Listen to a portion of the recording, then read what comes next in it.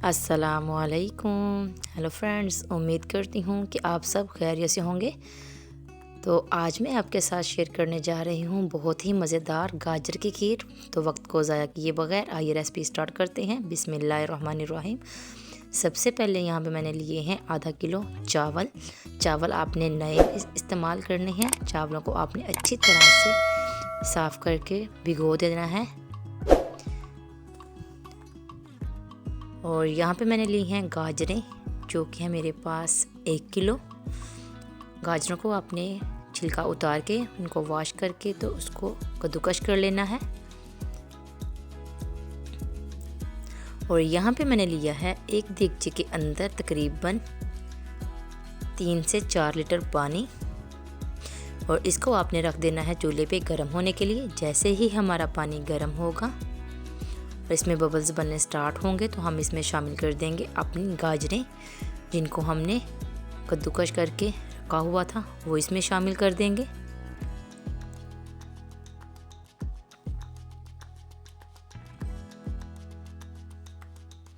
गाजरें शामिल करने के बाद हम इसको अच्छी तरह से मिक्स करेंगे और इसको कवर करके रख देंगे जब तक कि इसमें अच्छी तरह से बॉयल ना आए।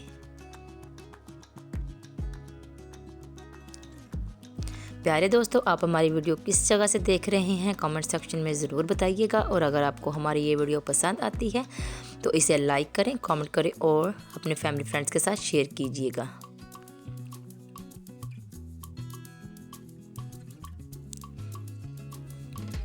जितनी देर में हमारी गाजरों में बॉयल आता है, हम अपने चावलों को इस तरह से हाथों की मदद से अच्छी तरह से मसल के इनको और ज़्यादा बारीक कर लेंगे ताकि ये आसानी से गल जाएं और खीर में अच्छी तरह से मिक्स हो जाएं।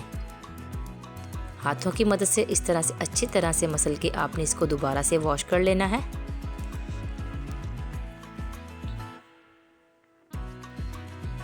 ये खीर बहुत ही मज़े की बनके तैयार होगी। आप भी इस रेसिपी को ज़रूर ट्राई कीजिएगा।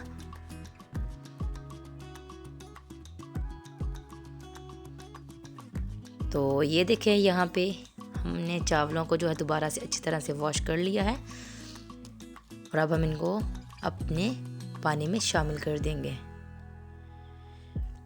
और इतनी देर में हमारी गाजरों में बॉयल जो है वो आना स्टार्ट हो गया है।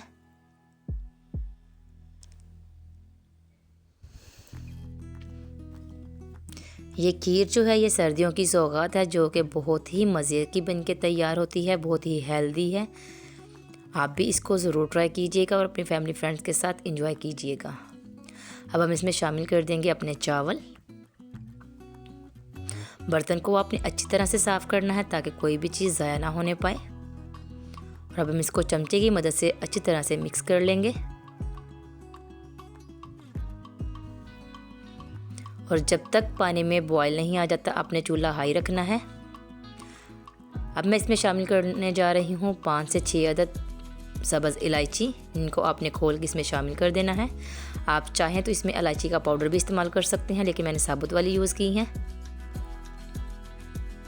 अब हम इसको मिक्स करके कवर करके रख देंगे पकने के लिए।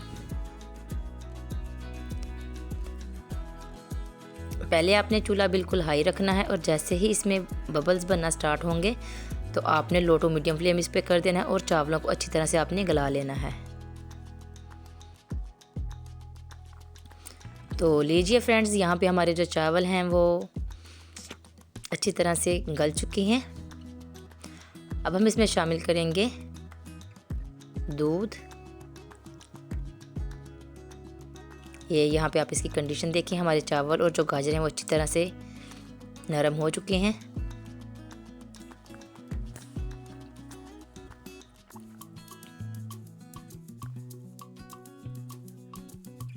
इस तरह आपने लो टू मीडियम फ्लेम के ऊपर इसको अच्छी तरह से कुक करना है।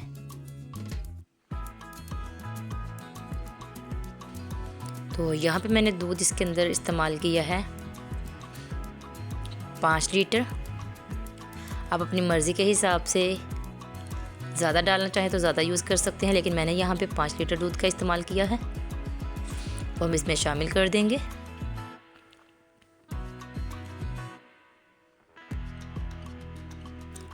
और बर्तन के अंदर थोड़ा सा पानी डाल के अपने बर्तन को अच्छी तरह से साफ़ कर लेना है।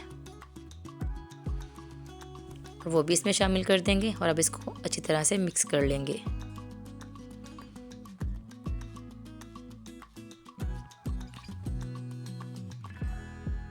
तो यहाँ पे हम इसको कवर करके रख देंगे पकने के लिए।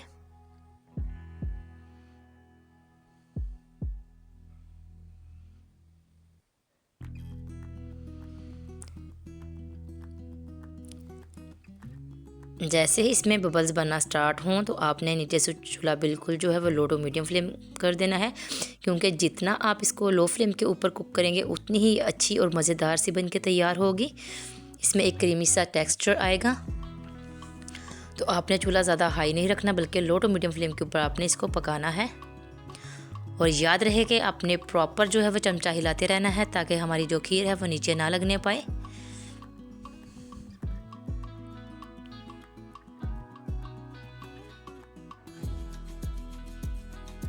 तो इस तरह से हिलाते हुए आपने इसको जो है वो अच्छी तरह से कुक कर लेना है।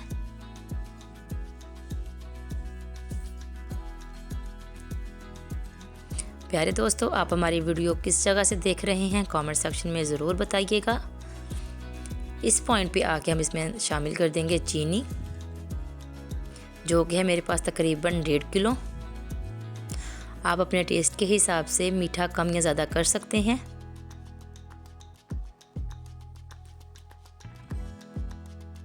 लेकिन जिस क्वांटिटी के मुताबिक मैं आपको बता रही हूँ उसमें 1.5 किलो चीनी जो है बिल्कुल परफेक्ट रहेगी इसमें। लेकिन अगर आप कम इस्तेमाल करना चाहें तो आप कम डाल सकते हैं, और अगर ज़्यादा डालना चाहें तो ज़्यादा डाल सकते हैं, जिस तरह आपको मुनासिब लगे या अपने टेस्ट के हिसाब से।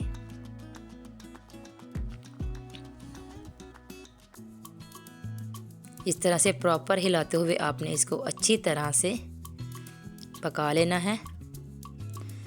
ये देखें, यहाँ पे हमारी जो खीर है वो हल्की हल्की सी गाढ़ा होना स्टार्ट हो गई है। इस तरह से ये देखें, अभी ये बिल्कुल परफेक्ट कुक नहीं हुई, आपने इसको मज़ीद पकाना है। इसमें हम यहाँ पे इसमें शामिल करने जा रहे हैं नारियल।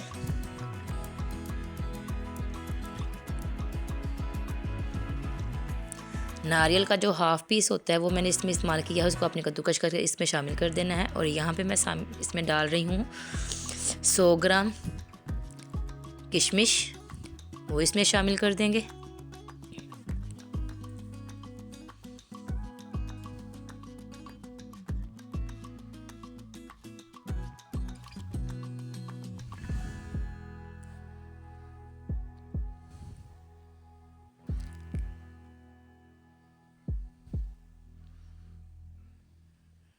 ये देखें प्यारे दोस्तों, ये देखें यहाँ पे अब इसमें बबल्स बनना स्टार्ट हो गए हैं।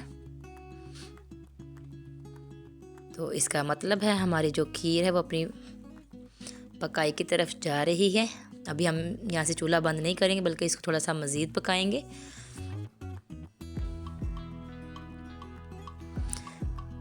जो खीर हम बनाते हैं उसकी पहचान ही ये होती है कि जब वो ठंडा हो तो उसके साइडों से जो पानी वगैरह निकलता है वो ना निकले, बल्कि एकदम खुश्क हो, और जो चावल और जो गाजरें हैं वो एक जान हो जाएं।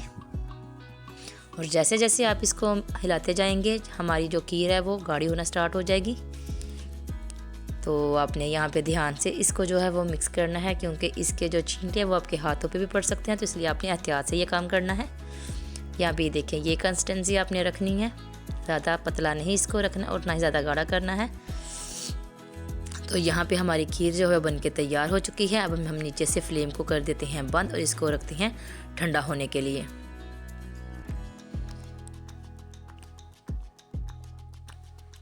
जैसे ही हमारी खीर ठंडी होती है हम इसको करते हैं डिश आउट और आपको दिखाते हैं इसकी फ़ाइनल लुक। ये देखिए हमारी खीर जो है कितनी ज़बरदस्त सी बन के तैयार हुई है। उम्मीद करती हूँ कि आपको मेरी ये रेसिपी ज़रूर पसंद आएगी। आप भी मेरी इस रेसिपी को ज़रूर ट्राई कीजिएगा और फैमिली फ्रेंड्स के साथ शेयर कीजिएगा। और अगर आपको मेरी रेसिपी पसंद आती है तो इसे लाइक करें, कमेंट करें और फैमिली फ्रेंड्स के साथ शेयर करें। दुआओं में याद रखिएगा। फिर मिलेंगे आपसे एक नई रेसिपी के साथ। अल्लाह हाफिज़।